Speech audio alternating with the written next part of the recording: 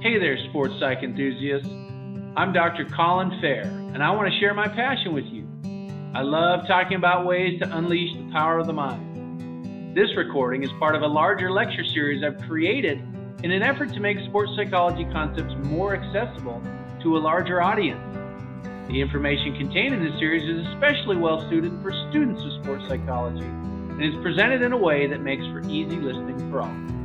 Welcome to Sports Psych Concepts.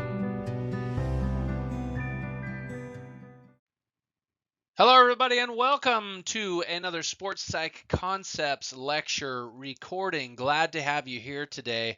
I'm going to present something that I think is one of those things in the sports psych space that can be a little bit challenging, especially those who are new to the profession, students of sports psych in particular, and understanding assessment and the wealth of information that can come from those, but also how to implement them and just what we turn that information into. And so I'm not going to get into all the nitty-gritty details of that, but I do want to focus on some overarching concepts about the importance of assessment and just generally why we want to do it and how we can use it in a general sense. So I hope that what I share is helpful and serves kind of as a primer and encourages you to dig a little bit deeper into some of the more specific tools or instruments that are out there that are available to you as a practitioner. So with that, let's jump into the content.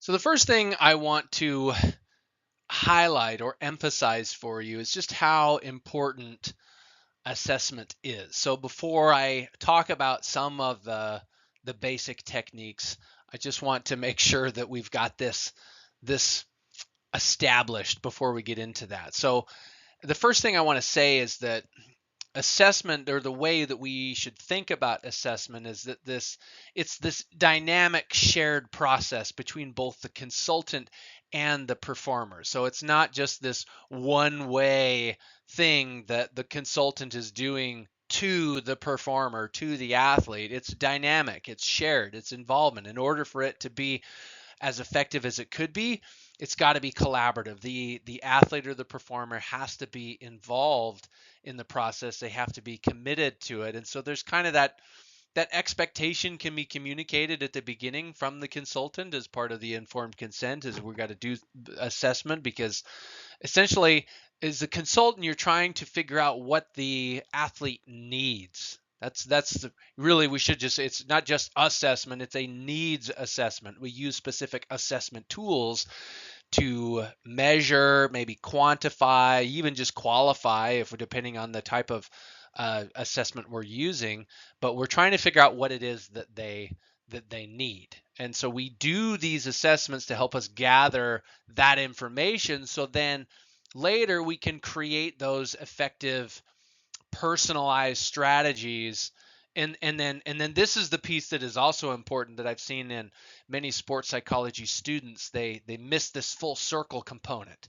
Is the needs assessment is going to drive everything that we do, but then it's also going to come back around to evaluate the impact of what it is that we do. So it's like a pre-test and post-test sort of idea is one way to think about this. Now, ideally, we don't want to be too overly simplistic on it. And what I mean by that is when we do an assessment or we come up with our approach, it needs to be multidimensional.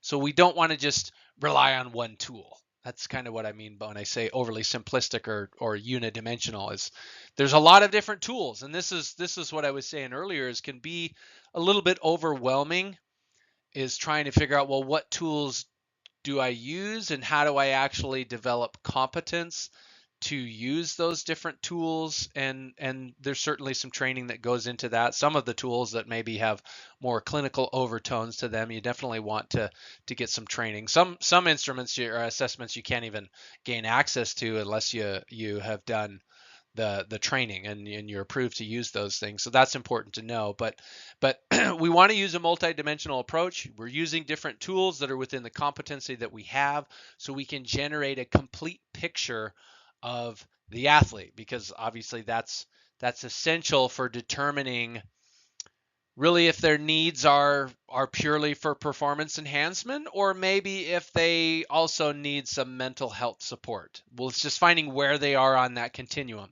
And maybe it's a bit of both of those things, but again, it's a competence thing. What is our level? We need to figure out where they're at, what they need, and so we have to have competence to use certain tools for that.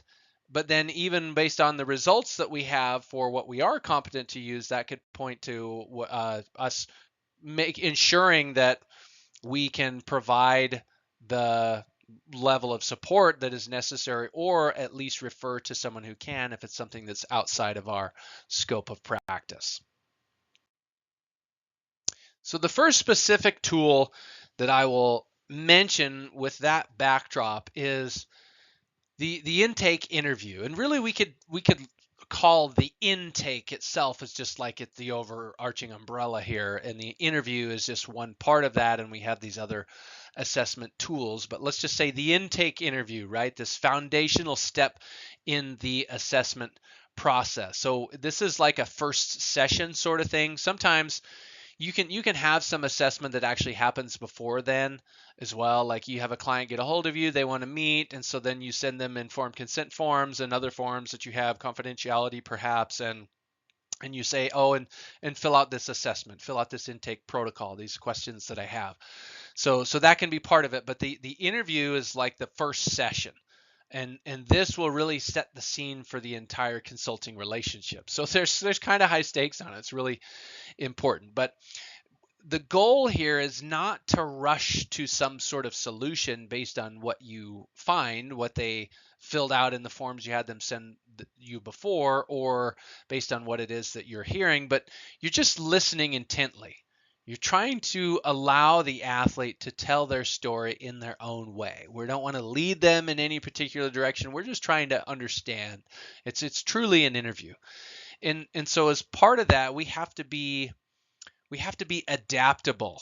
Okay, and what I especially in the sports psychology setting, okay, because it's sports psychology work isn't the same as more traditional counseling psychology settings, in that it certainly can be, like it can take place in an office or some sort of counseling center at an institution, university, for example, athletics department many times will have that. So it can kind of look like that, but it often can take place in non-traditional settings. I've seen them, they take place in a cafe or in other, it could be the sideline of a soccer field. It could be in the stands of a basketball stadium. It can take place in those non-traditional settings. And so there's obviously confidentiality concerns and other things like that that we have to be aware of to make sure that we're ethical in what we're doing. But with our interview, we want to be adaptable in how we're approaching that, and maybe the types of things that we're asking in that context, to make sure that we are respecting and protecting the confidentiality as best we can, because we can't control that as much in those types of environments. So a few specific goals for conducting a successful intake interview, because obviously that's what it is that we're going for. And this is one of those questions I get from supervisees often, is like, well, what do I do my first session? What is I do? What am I trying to accomplish? And essentially these are the types of things that I will say. So I mean, first and foremost, you're trying to build a relationship. You're trying to build trust. You're trying to build rapport. That's the overarching goal.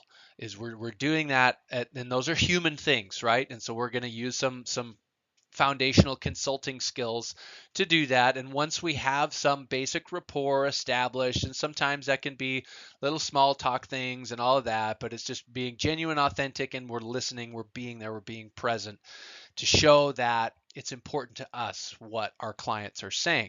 So once we've got that established, we can gather some initial information about the client's background, their sport, the specific challenges they're facing. What I usually will ask clients is, tell me your story. What's your story? How'd you get into the sport that you're in? Why do you do it? All that stuff. Anything, just whatever comes to mind. Tell me your your basketball story. Tell me your tennis story. Those sorts of things. Okay. And so we've established rapport. We gather some of that initial information.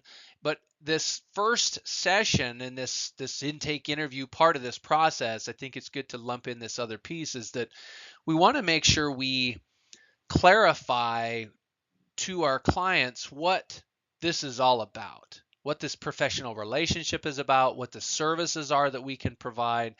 So if, let's say, we go back to the example of I sent my client an informed consent form that they were supposed to read through and fill out and sign, bring with them to the session. If that's my protocol for that, maybe I have them read it and look at it, and then they come to the session and we talk about it, and then they sign it after we discuss it. Okay, but either way, you want to have a discussion about that. You go through those specific things, you ask if there's questions. I've found this interesting in my experiences that many clients, they really appreciate this clarification, this part of this, because they don't really know what it entails. They're wondering that coming in. They're sometimes apprehensive and nervous because they're not really know what it's all about. And then you do this, the first step, especially establish that rapport. You build that, man, they feel so much more relaxed. You clarify expectations so they have a better picture of what to expect moving forward. And you do those things in that initial session, and you've set yourself up for success moving forward with them, especially in terms of just that foundational relationship component. Okay, so we're going to establish rapport, the relationship thing, gather some initial info. We're clarifying key expectations for just what the process looks like, and we're also we are screening. We're screening our client in that instance to see if there's maybe any sort of clinical issues that might require a referral to a different professional. If we're not a licensed professional on the mental health side of things, and we see maybe that there's an underlying uh, issue there that's manifesting itself in a way that's affecting their performance, and so they come in because maybe they're just thinking it's a confidence thing, but really there may be something deeper going on there, then we're screening for those things as well, because we don't want to get too far in the process and then be like, oh well, actually the core thing that you need help with, I can't actually help you with that because it's outside of my scope of practice. So you'll hear me say that often in presentations because it's obviously important. All right, so shifting now away from the intake interview as a key component of this assessment process, or the tools that we have in the tool bag. Well, let's talk about observational assessment. This is one of my favorite for sure. Is you can watch, you can learn so much by watching someone. You compare that to having a conversation with them. You can learn quite a bit just by watching them. They didn't say anything. They didn't say anything. You're just observing them in their, let's say, in their natural habitat. If they're athletes and they're on the court, or they're on the field or the track or whatever the pitch is that they are competing or practicing on. And so observation is really powerful that way. It allows us to see them, their behaviors and their interactions unfold in that real world context, which is in their realm, again, is practice and competition. And so we can use that to confirm things that we heard during the intake interview, or perhaps provide new insights on some of those things that clients are telling us in a session. So it's essential here, though, I should say, because if they come in and we're meeting them in a one-on-one context versus a group context, and then we go to a practice and we see them within the environment, their team environment, there's complex team dynamics in the social environment. Those things can affect how they're acting, and so there can be things that may appear different than how we maybe envisioned them in session based on what they said. And so that's one of the reasons that this is so useful and so powerful. And you want to observe from, if possible, from multiple environmental contexts. So what I mean by that is both practice and competition, not just one or the other, because you want to see those differences. So just, for example, You can see their body language in that natural environment, okay, in that context, and that can tell you a lot by itself. You may not even hear anything that they say. You could watch it on silent tape, and it can give you some insights. So this is a tool that shouldn't be underestimated. It can be hard sometimes to dedicate the extra time to get out and watch these athletes, but if there is an opportunity to do it, it can be very useful for consultation.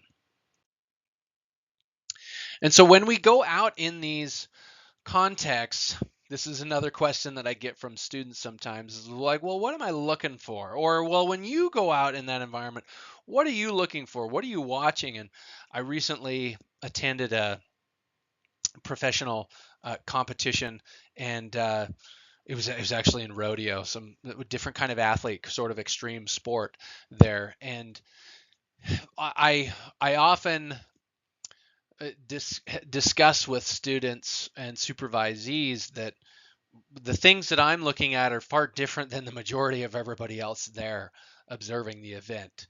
And and and so I guess better segue into this topic here is that we should think of effective observation as a skilled process, something that involves some skill. So when we as practitioners, we should be looking for a wide range of behaviors. We're not just watching what's happening on its face. Okay, so if for example at the individual level, if we're watching a particular athlete, we're looking at their body language, maybe after a mistake, maybe after something that goes well for them, maybe after an interaction with a teammate, something that their coach says to them, any sort of emotional reactions to what it is that's going on there. So we can look at it on that individual level, but we're also looking at those team dynamics to understand how communication is occurring.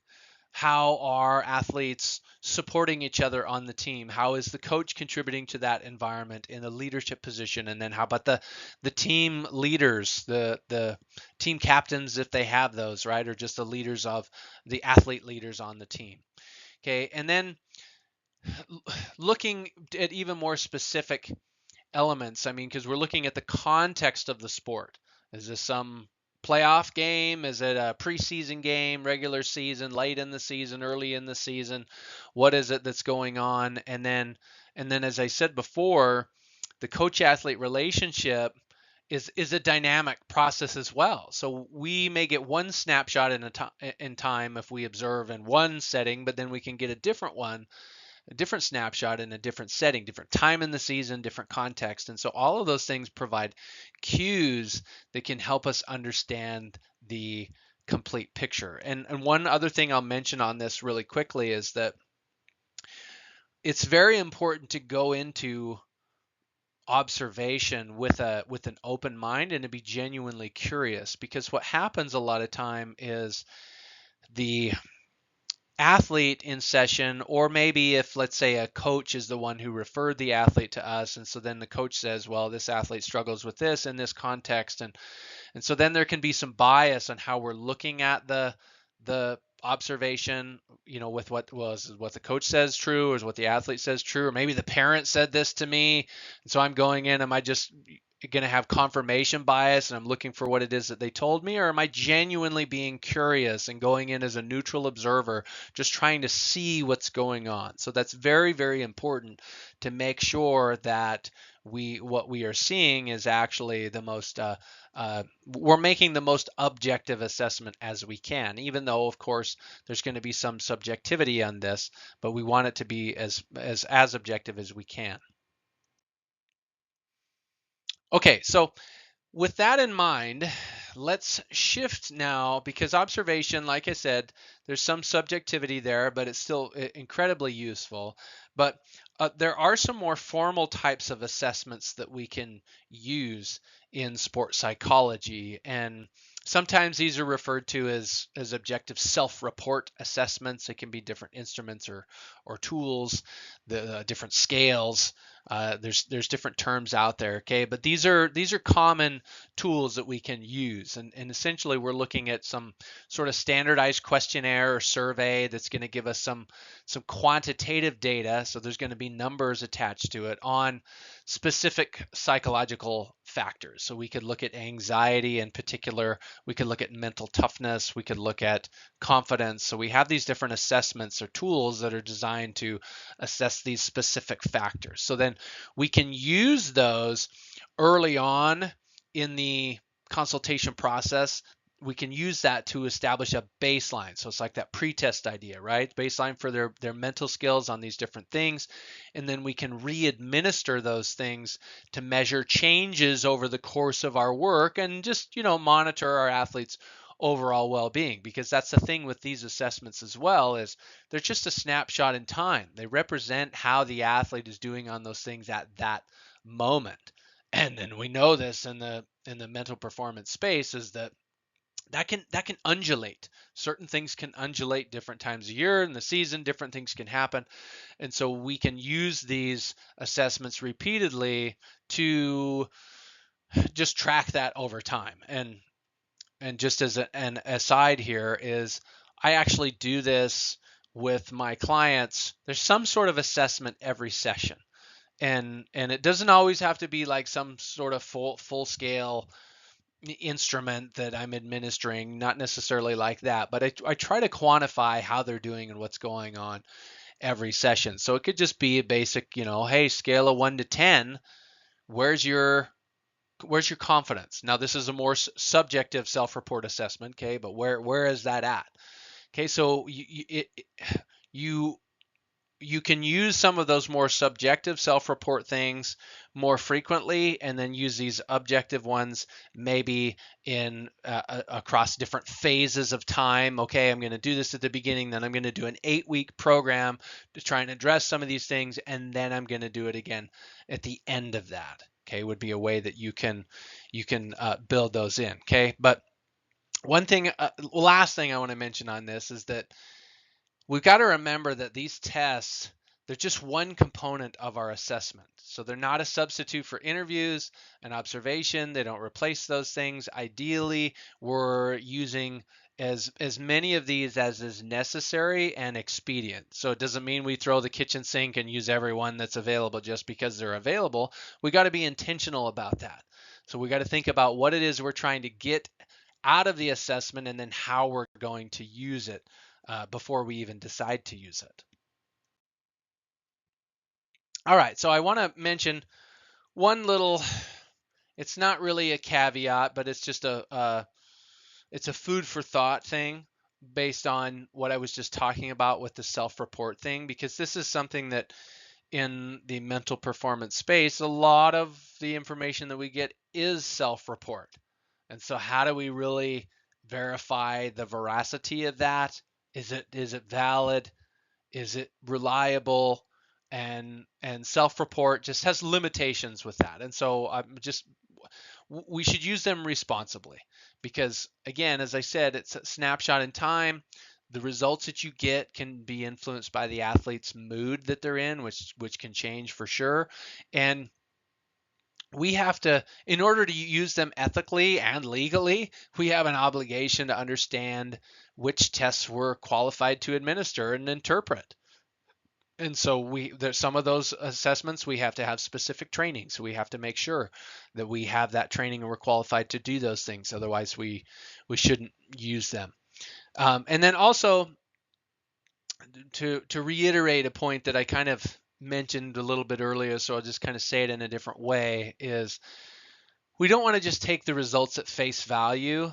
We want to integrate that with the information from the interviews and observations to form that holistic picture. It reminds me of a group of college basketball players. I did some assessments with them, and they all, as an individual, filled out these different assessments. And one of the athletes was just basically gave himself perfect scores on everything. And I had my doubts about that based on the other interactions that I had with the athlete and observations I had made in practice and in competition. And so I thought that was really interesting. So we don't want to just, oh, well, he's good. He gave himself perfect scores on everything. It's like, all right, well, that's interesting. There's a piece of data, and that conflicts with the other pieces of data that I have here. So maybe there's something that is worth exploring there. Now, I want to talk about one of the most classic assessment tools, and this is one of my favorite. I pretty much do this with every new client. Before I work with them, I have them fill this out, and then we talk about it as part of the first or second session usually. And that's performance profiling. It's been around for a while. Super simple, but a powerful assessment strategy. It's flexible. It's athlete centered, which is awesome. The athlete is really driving the process and what's included in there. They identify the traits or the skills that they think they need to be successful, and then they'll rate themselves on those things, and then they can rank them in order of importance and come up with a plan on how to, through this collaborative process, on how to work on those things. So it's really cool because the athlete is defining, rather than a top down, here's a subjective assessment. Some psychometricians or practitioners, scholars, researchers have come up and defined what assesses a particular trait or skill or characteristic, and then the athlete just gets assessed based on that instrument. This works the other way around. The athlete defines what they believe is required for them to perform successfully in their sport. And so by having athletes rate themselves on these qualities, it creates this profile that then is a visual representation that really helps them recognize what their strengths are, and of course identify areas for improvement. And for most athletes, just going through this process is really motivating, and it serves as sort of a natural entry point from then on for setting these concrete goals that they can work on to improve. So performance profiling, it's a classic, really a great tool, something I use a lot with my clients. Just it's super easy and effective. And so let's talk a little bit more with that backdrop now in performance profiling about the process. So I mentioned this a little bit, so I'll just reiterate it here to make sure that it's clear, because this is kind of a key takeaway from the presentation. But the process itself is pretty straightforward. And again, the idea is to empower the athlete. That's what we are going for here. So the first step in this process is for them to identify the key qualities of a successful athlete in their sport. Now, this can include not only just psychological qualities. Okay, so we think about those things, confidence and motivation and self-talk or whatever, those sorts of things an athlete might need. Those certainly can be included, but what about their physical qualities or their tactical qualities? Okay, and you could do like a confidence wheel, and there's all sorts of different variations of this that you can have, but the athlete identifies those things. Okay, so they can just list them out. You can see performance profile wheels, and there's examples of those online that you can search for and look up. But so they identify those things, then they rate themselves on their current ability on each of those qualities. So confidence, right now I'm at a 6, and stress management I'm at a 2, and my free throw shooting right now is a 4, or whatever. They go through their list, and there's all of the different dimensions that they have, so they rate themselves, and then that is what creates the visual profile. So you can present this a lot of different ways. I mentioned the wheel, but you could do it graphically as well, like bar graphs, and here's the thing, and maybe this is where we want to be. There's many different ways that you could do that, but you do want to create a visual profile so they can see that. Add some colors to it, and then they identify the areas that they're lower on and where they want to be. So then they have a measuring bar. Athletes like that. They like to have a measuring bar. Where I'm at, where do I need to get? Okay, and so then the last step is the consultant and the athlete, they use that profile to set very specific and of course measurable goals to develop those things. So they'll, like I said, you'll rank them. You create the profile and you say, okay, now here's where I'm at. Let's rank these things and what I want to work on first. What are the top 3 things that I want to do? Now let's set some goals. What's one thing I can do in the next week for this particular characteristic that I'm trying to improve? And then you build off of that process. But performance profiling is the core element there, and the last primary assessment tool that I want to mention today. So now that we've covered all of those things, I'll just wrap it up and bring it all home for you. So just to conclude, the assessment process, remember, it's not a one-time event. It's not a single test. It's a continuous multidimensional process. It's going to begin with the intake interview, sometimes before that. If we have some communication there and how we interact, that matters a lot for sure, even if just that's how we're communicating via email or over the phone. Okay, but we have the intake interview, we're building some rapport, gathering some baseline information.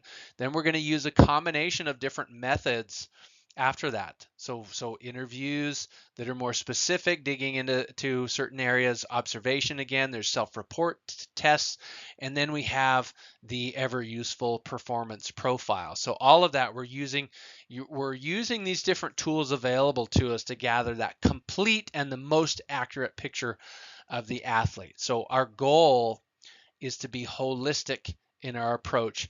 We need to use the tools ethically, make sure it's within our boundaries of competence, and collaboratively we're using them with the client to make sure we're serving their best interests. So that is all that I have on assessment. I hope that you found the information useful. I wish you the best of luck in your sports psych journey. Thank you for listening to this recording in the Sports Psych Lecture Series. I hope you learned something. More importantly, I hope you learned something that you can apply in your life. Feel free to share this presentation with others who might be interested. And if you're interested in more content like this, visit the Fehr Advantage channel on YouTube or find the Fehr Advantage podcast on Spotify or visit my website at fehradvantage.com.